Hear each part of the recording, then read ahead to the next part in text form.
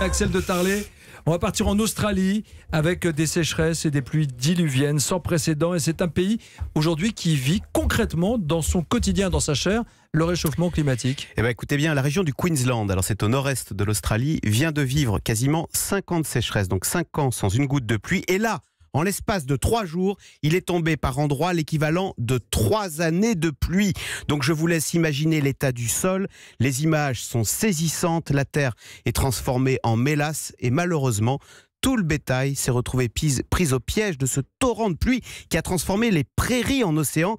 On compte, tenez-vous bien, plus de 500 000 bovins morts. La première ministre de la région du Queensland parle d'une mer de bétail mort. Je cite des témoignages.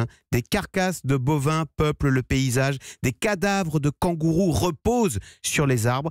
Malheureusement, c'est tout le vivant qui est pris au piège de ce dérèglement climatique australien, car juste avant ces pluies diluviennes, le thermomètre, c'est l'été en Australie, est monté jusqu'à 49,5 degrés Celsius, tuant plus d'1 million de poissons. Puis il y a eu ce déluge de pluie qui aujourd'hui crée des scènes du fin du monde. C'est tout bête, mais avec la montée des eaux, les crocodiles ont envahi les villes du Queensland et du coup il a fallu envoyer l'armée pour protéger les habitants. Des images apocalyptiques, là on ne peut pas le nier, qu'on soit un climato-sceptique ou pas. Il y a un problème, il y a un dérèglement climatique. Alors justement, vous le dites, l'ironie c'est que l'Australie, comme l'Amérique de Donald Trump, faisait partie de ces pays climato-sceptiques et adepte du charbon à grande échelle. L'Australie, c'est le premier exportateur mondial de charbon. Il en tire 67 milliards de dollars. C'est la première ressource du pays.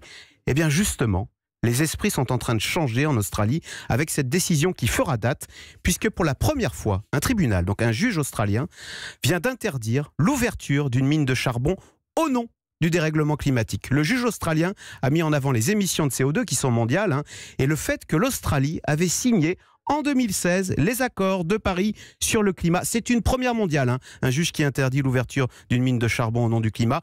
Preuve que ce traité de Paris sur le climat n'est pas aussi inutile qu'on a voulu le dire. Preuve aussi que les esprits sont bel et bien en train de changer, malheureusement, sous la pression de faits dramatiques avec ces images épouvantables de cauchemars climatiques.